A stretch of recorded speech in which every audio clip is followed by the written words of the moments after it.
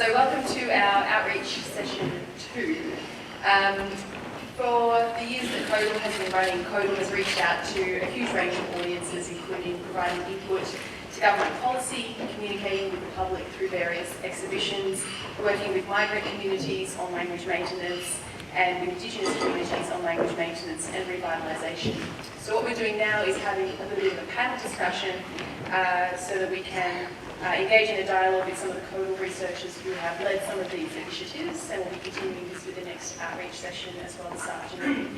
And here's some insights from them about taking findings from academic research to the broader community. So I'm going to invite the panelists to give a brief 5-minute chat about the outreach initiatives that they are involved in, and then we'll have a little bit of a discussion and question time with the panelists here, with some questions from me, and then also have some time for questions from the audience afterwards. So I'd like to ask Paola to briefly summarise her outreach activity first, and I think I've got the wheel here. Sorry. Oh, thanks. Okay, fantastic. Go ahead, Paola. Okay, hello everyone. I actually prepared a little presentation of this, and if you want some more information about it, I've got a presentation that I can show you. So just reach out, speaking about reach out, and I'll show you more information about the partners, etc. of the presentation. So we actually started this outreach initiative with a combination of parent information sessions and research, because we wanted to solve a problem. Right? So the problem is there, and we wanted to provide a solution for it. We didn't really know what the solution was going to look like. So we first contacted a bilingual childcare centre in Sydney to provide information for parents and educators on the benefits and importance of lifestyle bilingualism, because they told us that their parents were not really aware of why their children were being exposed to 2 languages on a regular basis, even though they decided to do that, and they also didn't know how it would stand in the centre. So that was the first thing we did. And during this session, we realized that even in this bilingual and language maintenance supportive environment, parents expressed that children did not want to talk to them in their heritage language at home. So even though they were in the centre, they just didn't want to talk to the parents in the language. We then observed the use of the 2 languages and found, so then we said, okay, let's go and see what's happening in the centre. So we observed, we provided more evidence for the problem to see what was happening inside the centre, and then we observed that around years 3 to 5, when children were being prepared to go to school, the use of the heritage language, in this case Spanish, dropped significantly. So they were being prepared to become monolinguals, right? Although this was a supportive environment for it. So that's what we observed, and every content of Readiness for School was done in English. We also wrote a conversation article encouraging people to pass on their languages and accents to their children, with a link to a survey that we did, so we started to do more research on it, on home language maintenance. So people clicked on the survey and gave us information, and we found again that parents repeatedly said that in the preschool years, they had absolutely no support for their maintenance of the language. There were lots of activities in primary school, but nothing formal in preschool, the preschool years. So we had 2 pieces of evidence, strong evidence, that language loss was happening really early in life for all of those heritage language children. So together with this centre, they were very supportive of our initiative and our outreach, we developed what I call the Little Multilingual Minds research program, where with the director, the manager, the board of directors and parents, we created and developed a program that in this first partnership, we offered it as a Readiness for School in Spanish. So we basically tried to fill in the gap that they had, and it actually worked quite well for 3 to 5 years old, 3-year-old children, and it's actually a play-based program, and it covers a lot of educational curricula in Australia, and in particular the becoming and belonging principles of the early years framework in Australia. So there's a lot more information about it. You can ask me at some point later. We gave them parent information sessions about the program. We got feedback from them, and we co-designed the delivery with the centre director as well. So it was all done slowly, gradually. We started actually in 2018 with going into the center. We started making the program in 2020 with all of this information, and we actually started delivery in 2022. So that's how much time it took. So from the conversation article and other presentations of LMM, we gained a lot of other partners. So they actually asked us to do a program in Vietnamese, and that became a partnership that we put together into a application for a linkage grant, which was successful recently. We've also got another partnership, and this comes from the conversation article and also academic presentations where people just say, oh wow, I'd like to do it in a different language. So we now have partners in Adelaide for LMM, so it's a multilingual minds in Mandarin, which we are really excited about. So finally, our partners have communicated about the program with their communities via social media. We now offer a transition to school program at our first partner, requested by the parents.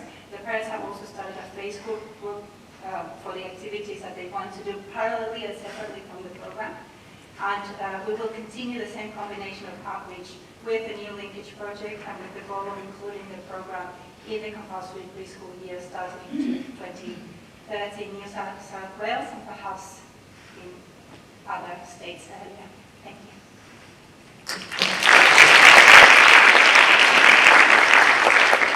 And my apologies, I neglected to introduce Paola, who's a CoEDL Chief Investigator and also Professor at the Marks Institute for Brain Behaviour and Development at Western Sydney University. So the CoEDL outreach and engagement has taken place across all levels of the centre and across all the different modes. I'd now like to introduce Thieberger, another CoEDL Chief Investigator and Associate Professor in the School of Languages and Linguistics at the University of Melbourne, also Director of Paradisec and Deputy Director of the Research Unit for Indigenous Language, to talk about the 50 Words project.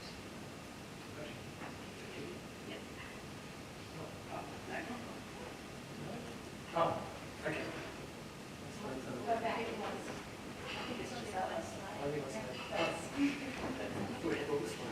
Okay. All right. So talking on behalf of Rachel Multilingual and myself from the Research Unit for Indigenous Language. This is a web page that you can all go to. The page was initially conceived by a steering committee from the research unit, the idea being that children in school should be able to learn 50 words of their local Aboriginal language. And to do that, they should have not just the written form, because we all know the trouble that people have reading Aboriginal languages, but the audio as well. So we got a request, luckily, at the right time, which was enabled us to fund the development of this site. And that includes, so it's an open source system, other people can take this and use it for other locations. But what this lets us do is periodically add a new language. We ask speakers of languages to contribute 50 words. They have to fill out a spreadsheet, they have to record the 50 words in one audio file and send it to us, and then we can upload it to the site. All of this is based on our existing, lexicographic skills, using Elan, using all the sort of skills that we've developed as linguists, but now we're applying it to popularise Australian Indigenous languages. And what you see on the map there are, in orange, the languages that have some content, but the map also has all the other languages as well. So when you initially look at the map, you get this impression of lots and lots of languages, which is what we want people to get, right? The idea that there are many languages. And I think on this map, which is sort of based partly on the IATSIS map and partly on the Gumbai map, we have more languages than they do in some places because we're accepting varieties of languages that linguists would say are one language, but the communities are saying these are different languages, and we're putting those differences up there. So for Noongar, we have 3 different varieties of Noongar in the map. Next slide would have shown you. So why only 50 words? So there is some critique. Why do this reduces language? It says there are only 50 words. Well, of course, we know languages have more than 50 words. The most comprehensive dictionary in Australia, the Walbury Dictionary, has over 10,000 entries. Most dictionaries have between 3,000 and 5,000 words. But we chose these 50 words to match curriculum. So we have items which are to do with celestial bodies, to do with terrestrial information, with plants and animals, with kinship relations, all within the 50 words. And we also recognise that for some languages, even recording 50 words may not be that easy. So if a language hasn't been spoken for a long time, it may be that it's difficult for speakers of people who are associated with that language to produce 50 words in an audio file. The site has had over 120,000 sessions over 2 years. It's been very popular. At the moment, there are 84, maybe 85 languages represented on the site. And we keep getting more. So the site is designed to keep accepting more material. And we don't force people to put material up there. We invite people to participate. And what we hear is people say, well, why isn't my language there? Right? And then they add their language into it. We have a study guide that guides people through activities in how to use the site. So when you look at the map, you'll see, for example, the word murra for hand appears all over the country. And so you start asking, well, why is that word so common across the country? And other words aren't so common. And then you see little plumpings in different places of the different words. And then you see the different shapes of words. In Cape York, you'll see words that look quite different to words in the south of the country. There's actually quite a lot you can do with just 50 words. And the study guide takes people through all of that activity.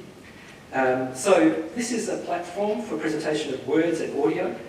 In the top right, you see Play All. You can run this in kiosk mode. So you can, if you want to, during NAIDOC week or something, which we've done, put this up on a site and just keep playing through all the words. With 85 languages and 50 words, you can keep going for an awful long time before it's played all of the words. So it just zooms into the word, plays it to you, shows what language it is, and then zooms out and zooms to the next word. So it's a very nice presentation.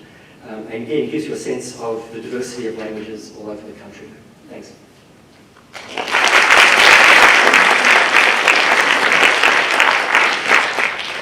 Thanks, Nick. And our third presenter will be Dr. Denise Angelo, who's a postdoctoral fellow in the School of Literature, Languages and Linguistics here at the Australian National University, and also a former CoEDL-affiliated PhD student talking about informing policy. Yes, well, thank you. Policy, what is it? For all of you here, of course, who are very interested in languages, it will come as possibly a bit of a shock if I say something like, well, it's actually a bit of a policy-free zone, which is why, of course, something like CoEDL should be interested in it. From my perspective, I would say the last time that we had a comprehensive languages policy in Australia was in the 1980s. We had Joe Bianco's and the white paper that came after it, but really anything since then has been very patchy or very siloised, or just very a tiny little niche, maybe at a primary school, in one particular jurisdiction or something like that. So that would be the reason that an organisation such as CoEDL should be interested in it.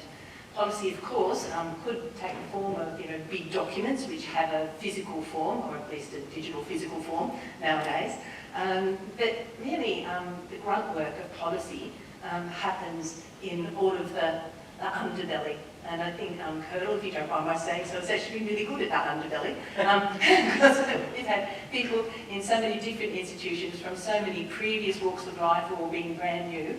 So we've had this mixture of experience and brand spanking new faces in going into all different sort of areas of language. And so it's been, as you can see, these sort of shadow figures underneath. It's been a marvellous opportunity for shadow networking, and for older folks such as myself to sort of tell people what used to be in the old days, and for young people to have sort of like brand new visions with brand new sort of tools to implement. And of course, we've been working in more and more multilingual in terms of our disciplines, multilingual kind of framework, but of course policy is still sort of pretty nested in sort of silos and other things. So we've been able to bring our research perspectives into policy, broadly construed into the conversations, which might lead to emails, which might lead to meetings, which might lead to the possibility of workshops, which might lead to sort of things being pushed up. I'd like to think that through our networking, with certainly in my case with Indigenous colleagues, co-researchers, that maybe we've been able to promote voices that have not been heard as much as they should have been in this zone. And I'd like to think that in CoEDL we've been able to sort of model that and be good colleagues, I hope. I think that again, what would I call it, sort of like the grunt work, it doesn't sound very, very positive, does it? But I do believe it, in staying committed to particular areas of work is again something that I've noticed in colleagues. And I think having something that's been funded over time, having that sort of consistency, because otherwise you tend to get small conversations, as much as we all aspire to talking to everybody every time we get together. But the fact that we've had enduring conversations, I think that's been a really powerful thing as well, because to get traction for policy which isn't popular in policy accountabilities, like we can't point to the department that has language in it. In fact, none of them do. And in fact, it's hidden away in the offices at the federal level, in the Office of the Arts, which is in the, can anyone tell me? Because I can never remember. It's like the Department of, what is it? Infrastructure, Communications, Transport, and I think there's an there as well, whatever that one is. So is there I think it is. I forgot. Is it housing? It's something. Yes, it's got regional in it, thank you. But as you can see, it doesn't sort of necessarily hold together into a cohesive picture that speaks language, right? And so for all of us to build up understandings like that, it takes time, because who would believe it? Who would even think it? And so you have to have these conversations that lead into it. Obviously, language is involved. Many people, when they hear language, they probably instantly go and pick on schools or something like that. It's not a good idea, even though I do think schools are a pivotal part of the conversation. But it's through everything, isn't it? It's in early childhood, it's in health, it's in economics, financial, banking, you name it, languages are there. Unless we can sort of semaphore about it, then language is involved in communicating about these things. And so, again, I think that's something like CoEDL, where we've got all different backgrounds, and we've had sort of examples of health and early childhood work. We've had examples of multilingual early childhood, where we don't actually have any policy zone. If you were to read the early years learning framework, please don't quote me on this, language isn't there. So it's this kind of information that we can spread out amongst people who wouldn't ordinarily stumble across it, because our beliefs would be usually different, and I think CoEDL's been very useful for. I think a lot of us are sort of engaged. So I'll give you a couple of quick examples. I haven't seen the 1 minute time yet. 1 minute. I just saw it. Which I thought, and it's from my perspective, I do apologise to everybody else who would have other perspectives on pivotal bits of policy, broadly construed work, is our National Indigenous Languages Report, where at ANU we got involved and we liaised with other people such as CAPA, who are available at ANU, who sort of buddied up with us CoEDL people, and we gave a model, which I think James we're quite proud of, where we sort of tried to show a policy how you could manage multilingualism in the area of wellbeing and in post-colonial, post-contact language settings, which are really quite complicated as an outsider. None of you kind of live in them and you sort of know them, but from this outside perspective. We also just recently, and I can see Samantha and Jill, there might be other people, apologies, Jane, you're there, Carmel, you're there, who wrote that, and that was an amazing piece of work where we compared Australia, New Zealand and Canada and the language policies and education sort of situations and various bits of research which have been done to show the benefits of using Indigenous languages in education, either if it was a first language or, for example, even as a revival, or, for example, Creole as well. So, apart from that, though, all the shadow world is really where all the grunt work happens, and I think we've been really good at the grunt work.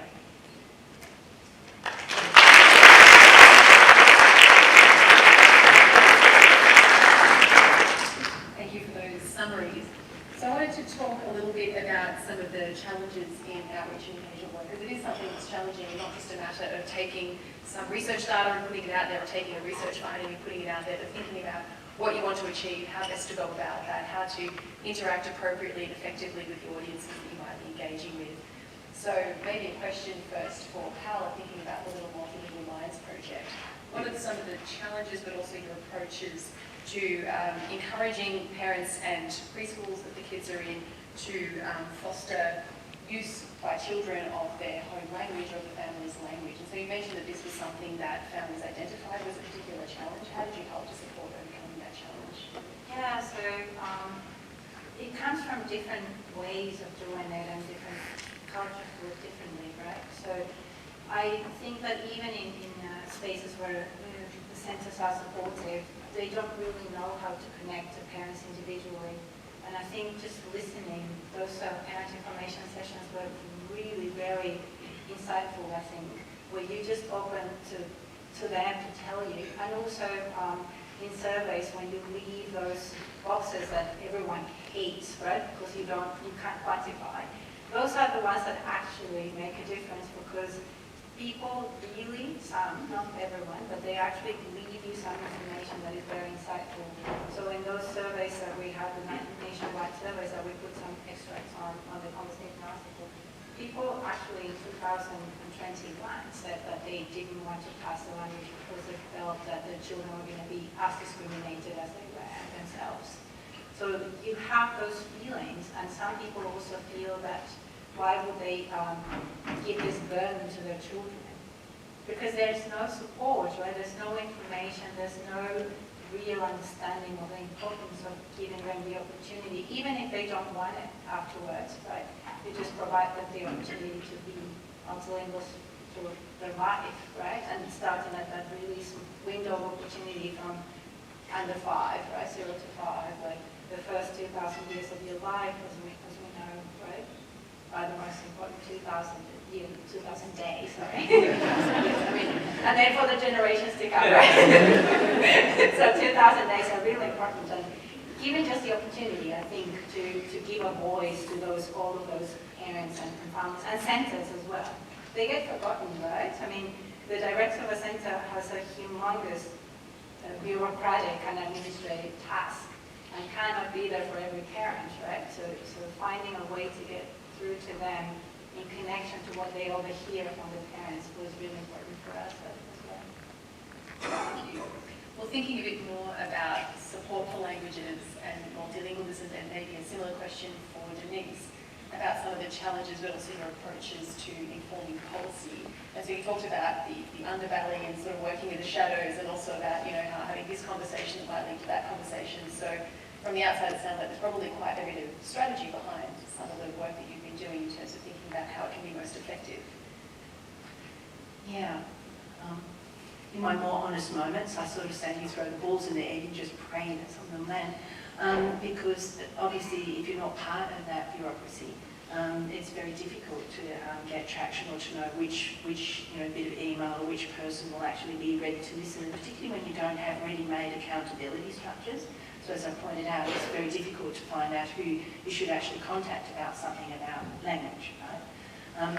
And so my strategy, I suppose, has been always to try and be a communicator, hopefully not too pesky a communicator, and to always be ready if someone does respond or does look interested, to back up what I've got to say with something. So I think just the sort of more, obviously I'm an information war, but I don't think that that's how policy works at all. Policy has to get something that is a little bit targeted. If you just give them an open sea of information, that really isn't that useful. It does need to be digested, and it does need to have some rhyme or reason from a policymaker's point of view. So I've always sort of in my head had my policy, which would be to have sort of the product behind it, have the dot points behind it, have the strategy or the way that you could work behind it. And so that's one way that I think has been semi-effective, but I still believe in the balls in the air, the serendipity of it a little bit, because particularly if there isn't anybody accountable, well, obviously there is an element of chance in there. If I could just quickly say that I really liked your mode of working, how you explained that, Paola, because when you see an issue, I do think that's the other thing, that you sort of go, okay, what tools have we got here that could do something about that? And I do think as language people, we have we've got a wealth of tools that we can often bring to these situations, and very often they're needed because, again, if it's been a policy-free zone, an accountability-free zone, it's rather difficult for people to think of something else, to envisage something else. So I think that's really important. see an issue and, yeah, have a go. Yeah. You do. Thanks, Denise. So maybe a question for Nick then. So you sort of mentioned that in the 50 Words project, you have to think carefully about things like how to include and represent different language varieties, or that it's not just a matter of, you know, finding some data and putting it up there. What are some of the things you've had to navigate in terms of working with communities to appropriately document and share spoken language material? Yeah, well, to begin with, it is only 50 words. We're not pretending that we're, you know, representing entire languages.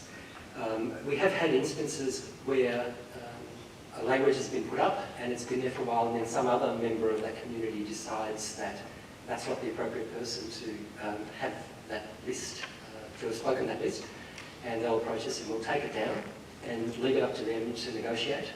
And if they sort it out, then we can put it back, or if they don't sort it out, we won't put it back. So we're completely beholden to the wishes of the community.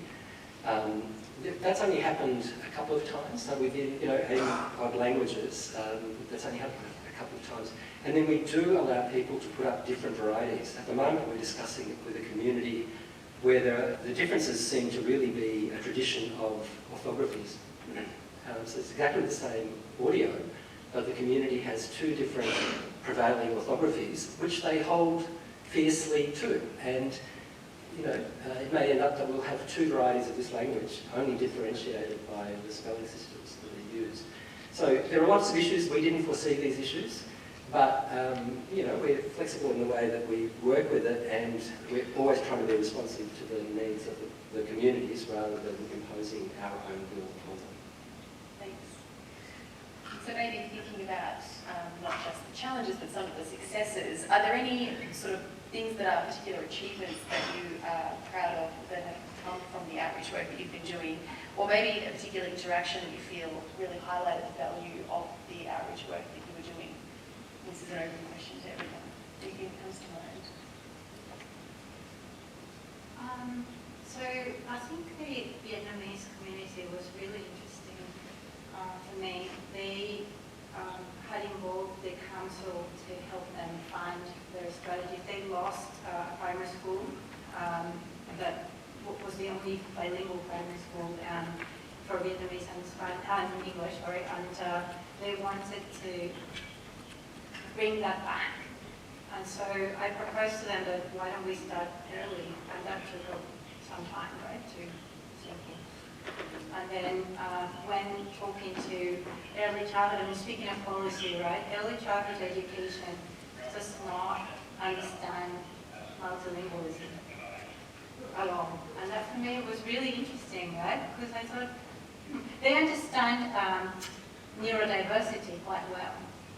So the immediate thing that I had when I had this meeting with the councillors and the ones that were related to early childhood education, they said, oh, what are we going to do with the ADHD and autistic children that go to the centers?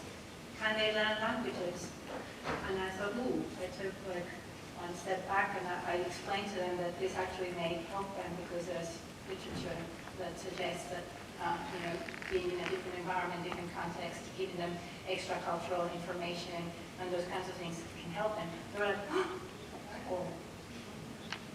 So then, you know, like, giving that opportunity for them to rethink their structures, I think that was, for me, a small success. Although we didn't end up following that path, I thought that we had actually got through to them in a particular way, right? So these are sort of politicians, right? Like they're there to just really advance their own agendas.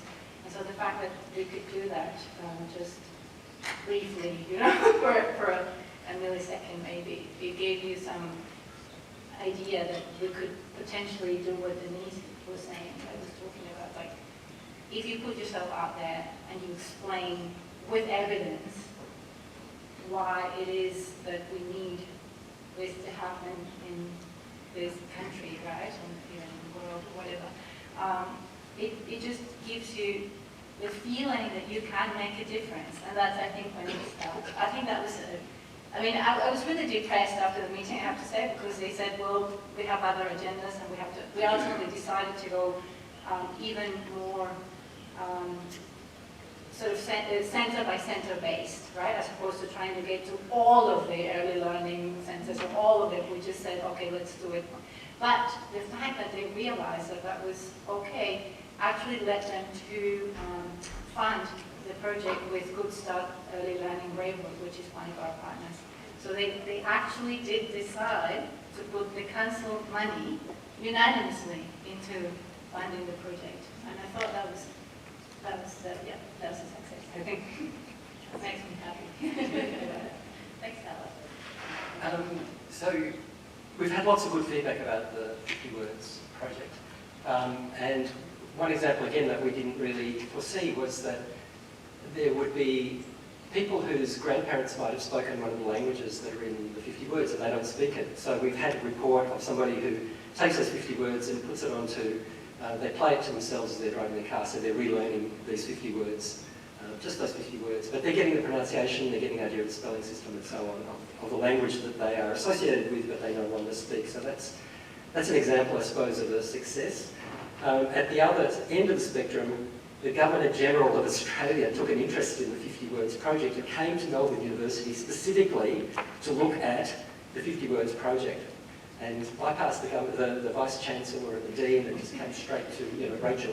And we had a visit from Governor-General who has an interest in language, it seems, but a special interest in the 50 Words project. So we've got the grassroots and the head of state both having an interest in the 50 Words project.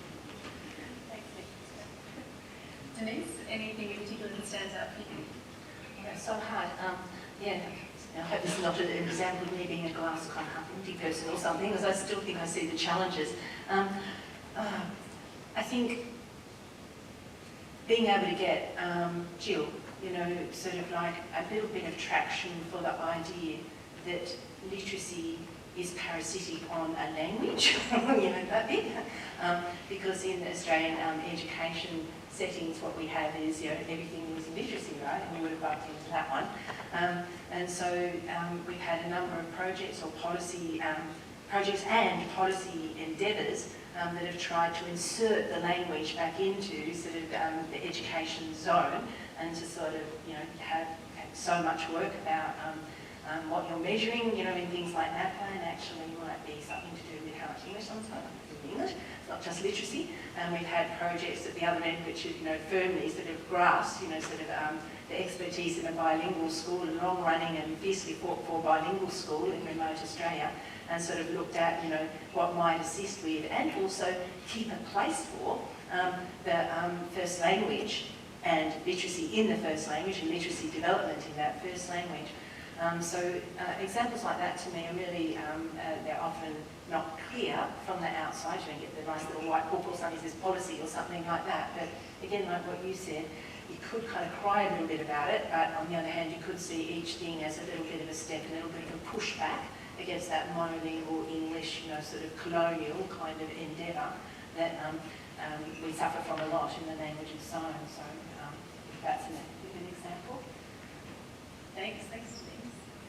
So I think from what everyone's saying, you've sort of had a lot of successes from all the outreach and engagement work you've been doing, even if it might not always feel like it, there might still be lots of challenges. Do you feel like in the work that you've done, there is an appetite for outreach and engagement on topics to do with language, linguistics, communication? And, in some cases you've done quite sort of targeted projects, working with specific communities or specific audiences. And in some cases, maybe some of the messages that you want to share might be reluctantly received, potentially, so that could be something challenging. But then other cases, it might be more of a sort of broad audience that you're reaching out to, so the 50 Words project, anyone can access that website and engage with it. So do you feel like there is an appetite for the material that you're putting out there, the messages that you're putting out there? And do you think there are things that are of particular interest or that people especially connect with in this? So like learning heritage language or other things, maybe some of the things that surprised you in terms of interesting what people really engage with. Anyone who wants to answer? Paola, we will look to you. I guess that's it.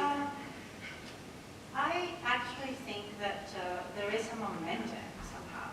I actually didn't think that the ARC Linkage Grant was going to be funded, to be honest with you, because I really think federal government is afraid to some extent to actually go that way, right? Because, I mean, I come from the same background, right? So it's a different language that oppresses other languages, right? So my dad was a Quechua speaker and I didn't learn Quechua, right? I learned it at uni, different variety, so he was mad at me because I spoke differently from him. So there you go. And I said, well, why didn't you pass the language on to me anyway? So it happens everywhere in the world, right? But I think governments like to have everything uniform and standardized so that everyone understands the message, which is follow the rules and be a good citizen, and that's it. Bye. Right? So go off and do your thing. So it's really hard to see how they would go beyond that, right? But at the same time, it almost feels like there's so much pressure that people don't seem to want to just stay like that, in that status quo. Right now, it seems. I don't know if I actually want to say that it's somehow CoEDL and those messages being, coming from different parts of the sphere and the community all of a sudden, right? Like, the general governor coming to, the university, all of these things are happening right now. Somehow, they just all of a sudden realize, oh, we've got neighbors who are all multilinguals. Yeah, so there's SBS in every language, and we hear Mandarin all the time. What are they talking about? Are they actually plotting something we don't know? You see, so there is this appetite, as you call it, to, go beyond this status quo, right, that has been for a number of years. So I think I get all these emails, I mean, the LMM inbox is funny because sometimes you get 3 or 4 emails about what you expect to see, and then another, several emails, and there's a parent saying, oh, I want my child, Ukrainian, Arabic, I want my child to continue with his Arabic, and blah, blah. We're not able to do that, but you see that there's an interest, right? As soon as you show there's a way, everyone's like, oh, blah, blah, blah, blah, give me. And this is great, right? Because I feel that it's actually, there is a possibility now, and I think we've made it happen somehow. I feel, right? Like from what you're experiencing. I'm also being over positive, perhaps, right? Maybe tomorrow everything will close down again. Who knows? But it seems like there is the time has come, and it's the right one, I think. Denise, do you feel like that speaks to your perspective? Because there's some momentum back in? There is some, certainly, with some of my Angelo colleagues that see there. I do feel that we have Indigenous languages. We have, for example, the International Decade, sorry, get with it, Denise. We have a year already, we're into the decade now, of Indigenous languages. And I do think that there's this kind of international kind of interest. I mentioned that OECD, it's just a bit of paper, but that's kind of this economic thing that's right up there. And usually it's only interested in standard things. And hey, we've got a Guernsey, sort of talking about Indigenous languages across countries with similar histories, yeah? So, I mean, that's kind of quite exciting, and we feel that we have in Closing the Gap, terrible name for policy, but there it is. And the fact that we've got a target now, target 16, which includes Indigenous languages, and it's been made one of the 5, I might have the jargon wrong, but I think it's called target areas. And that's incredible. You couldn't have spotted language anywhere in any of those policies before. You would have imagined everything was in English, and it was really quite a travesty, really. And so that's, has potential, that's what I can say, potential, rather than that I'm really, really hopeful, because of then how do we read the diversity? We're hoping that the diversity is represented and in there, because coming from a spot where you're just monolingual in everything and don't have any language policy, you can sort of see the possibilities for things that aren't great, kind of, they multiply, don't they? So you try not to think about that. I also wanted to say that I think COVID did maybe raise in very real ways, and also CoEDL was very active in that space in assisting with translating and interpreting messages, health messages. I actually think that was a really visible and tangible sort of message. It was kind of, you couldn't overlook it really. And of course we had lots of whinging about multicultural communities who weren't following the rules, maybe because we didn't have actually thought about how we might convey fairly straightforward messages. And we also have in the most recent of censuses, don't get me started on census and language data, but we had lots of those conversations, haven't we, everybody in CoEDL too? Yeah, so the census data, as flawed as it is, I'll sort of say something like 25% of the population now claims to speak a language other than English at home. So I think these things, there are many signals if people are able to take it, and of course that requires us to communicate about it, and that's what I think we have done with each other, averted to issues and sort of tried to sort of push those messages up and out, such as, for example, conversation articles, such as, for example, websites. And back to websites and thinking about between the grassroots level and the sort of government in general, but the sort of in between, the kind of public appetite for engaging with these kinds of materials. What other kinds of audiences have you found have engaged with the 50 Words project? So you mentioned you've got some resource packs online. We know that it's being used in schools, if you want to hear words in an Aboriginal language, it's not that easy. I mean, the ABC has some great resources up now. Over the last decade, I suppose, we're seeing more and more accessibility to hearing, news broadcasts in different languages and so on. But often they're in languages that are still being spoken because they're being broadcast to people who can still understand them. So extending the reach of that out into southeastern, southern Australia, I think, is something that we can offer in 50 Words as well. And some people come and say, well, I'd like to put some sentences in, or I'd like to add extra words. And we've really been very strict about keeping it at just the 50 words, trying to keep it as simple as possible, as standardised as possible, so you can look across the country and see the same things. There's scope there for somebody else who wants to develop, sentences, idioms in Indigenous languages. It'd be fantastic to have lots more resources like that. But that's not what this project is. Thank you. So we've got plenty of time for questions from the audience if there's anything that anyone would like to ask of the panellists about their projects or wider perspectives on outreach and engagement.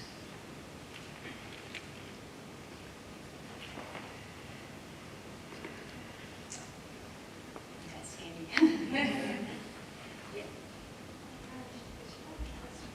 There's a mic. There's a mic, yeah, so that everyone can hear.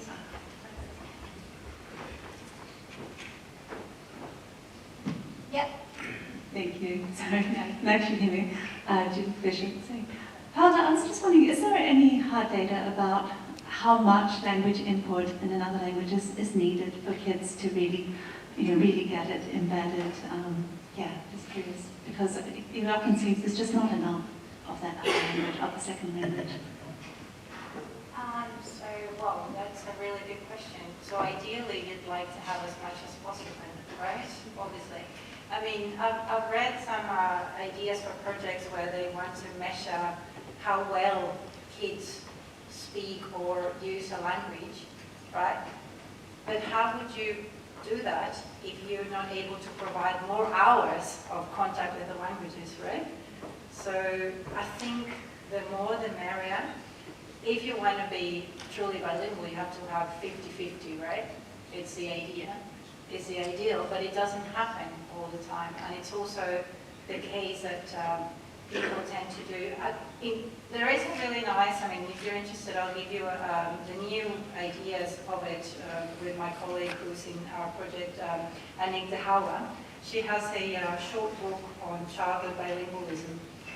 And what she says now is, try to give 100% to the language that is less likely to be maintained. Yeah, don't do the one parent, and this is quite controversial. I'm going to say something very controversial. Right? Do not do the one parent, one language at home. Right? Use the languages that you know, listen, I didn't say one language, so use the languages that you think are less likely to make it in the lifespan. Reinforce them, bulletproof them, make them the day-to-day. And you'll see that those kids will learn English within 2 days. That's all I can say, right? It is highly controversial, but that's what she says. That's what I've done for my child.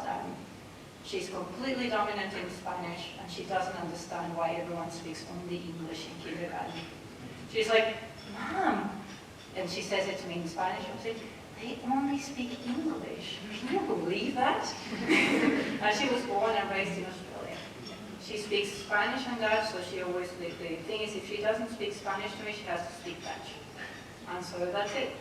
As long as you have a 3 or 4, you avoid conflict. Give them more languages, give them your everything that you can, right, of them, and then you will not have a conflict. They'll just think it's, you know, what happens in Aboriginal communities too, right? What happens in multilingual communities? Why not have it at home? That would be my 1 cent right into this, but it's controversial. I could understand that. Thank you for that. Do we have any other questions? Yeah, I have a question. So, if Australia is coming down to this problematic monolingual attitude and heading towards wanting more, recognising the benefits of multilingualism, we've talked about people passing on their heritage language. What happens when there's a few different situations.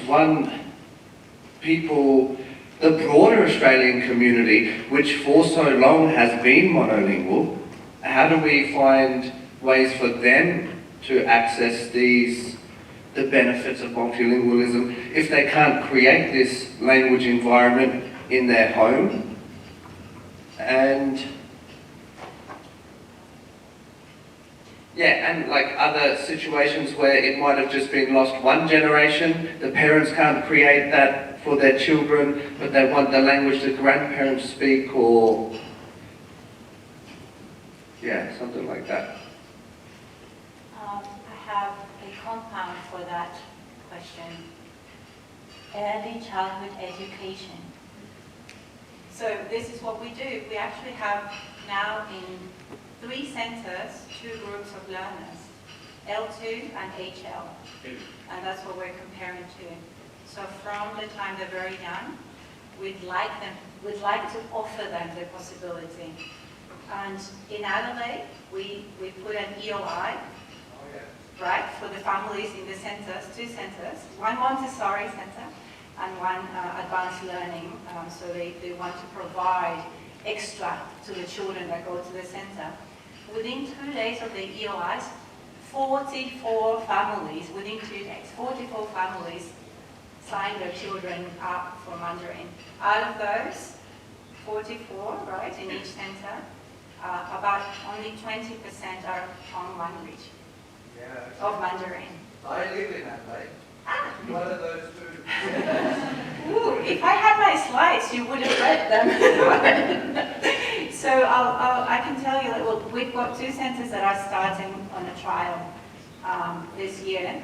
And we I don't know exactly what I'm going to do yet, but we're either going to connect them to. So this is so rapidly happening, it goes faster than I could have ever imagined, right? Because everyone wants it. So like you're an example of it, right? Oh my God, I'm missing out. Now it's like, wow, there's candy and I didn't get it, right? So something like that. All of a sudden, this is what I think is happening, and it's happening in my own. I'm just amazed, right, that it's happening. So we actually do have those 2 groups, and the majority of our sign-ups are for L2. So they are starting from 0. Look, I've learned so much about early childhood education in the past 2 years that I don't even imagine how that happened, right? But what I know is that play-based is the most important thing. So if they learn all of these things in a playful manner, they will just pass it on, and their transition into it and their need for it, it's guaranteed because you plant it in a very, very playful way in their heads, right? So that's sort of the idea. I can talk to you more about the plan and the idea, but I think it's going to be ever growing, hopefully. Right? I don't see it stopping because the minute you put a new eye, it's like it populates.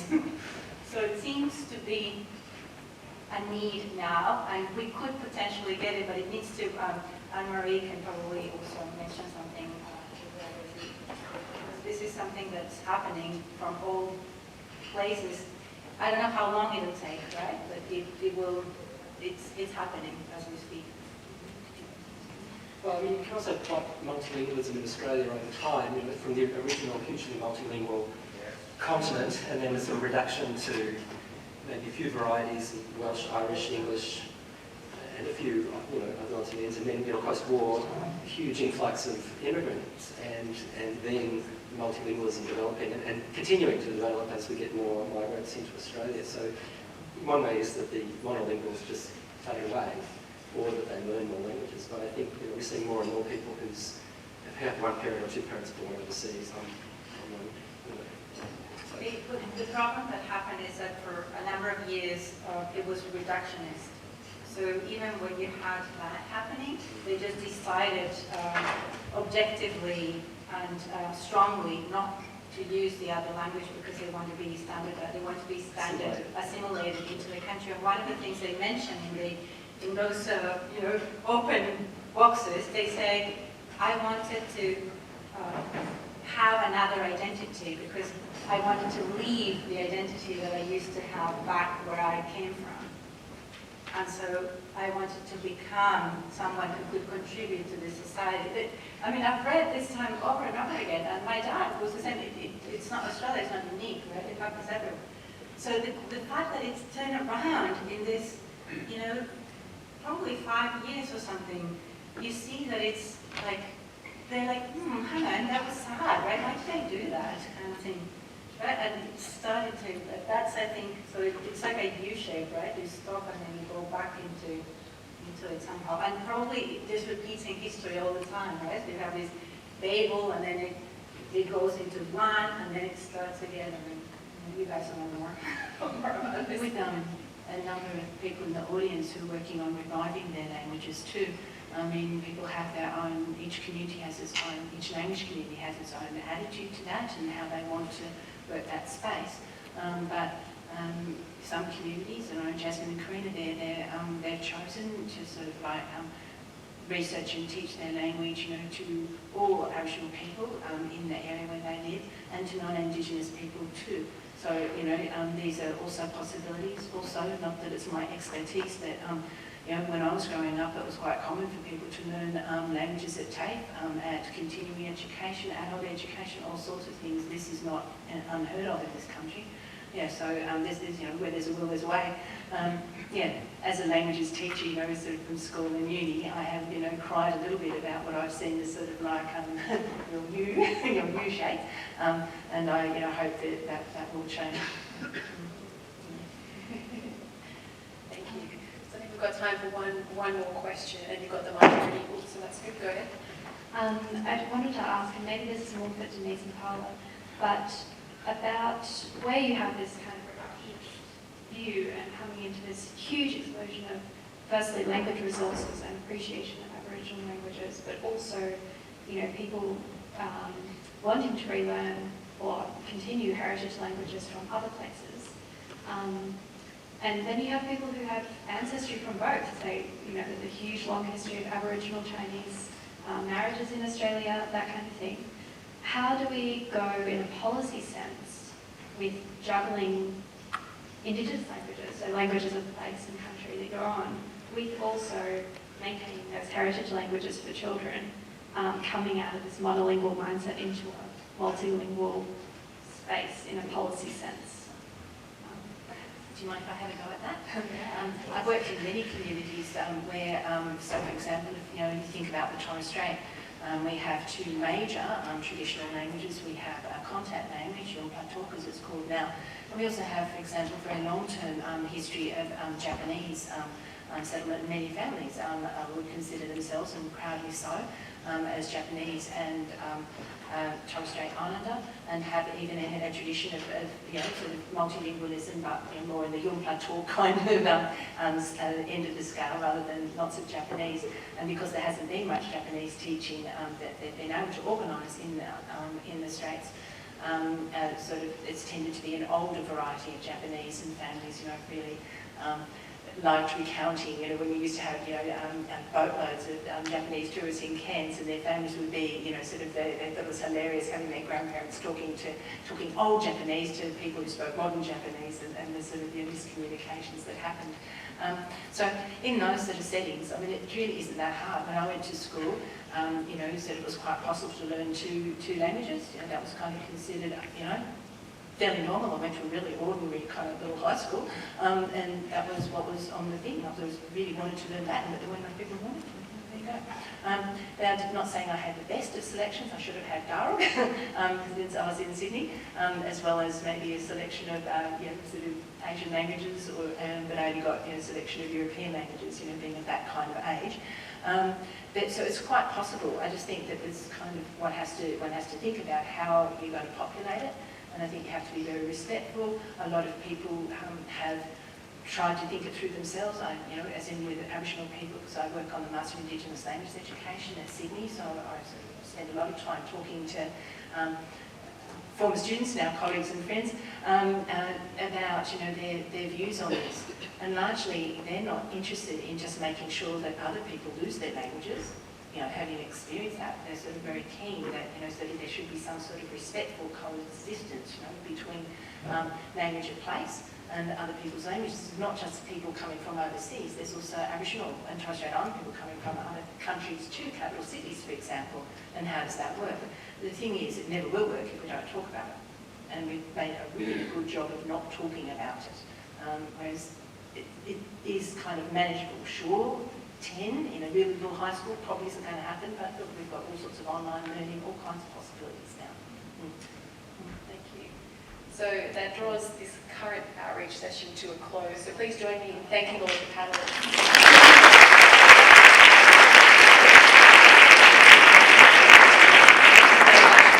Sharing your insights and your experiences with the projects you've been involved in, and also best of luck with them as things go ahead.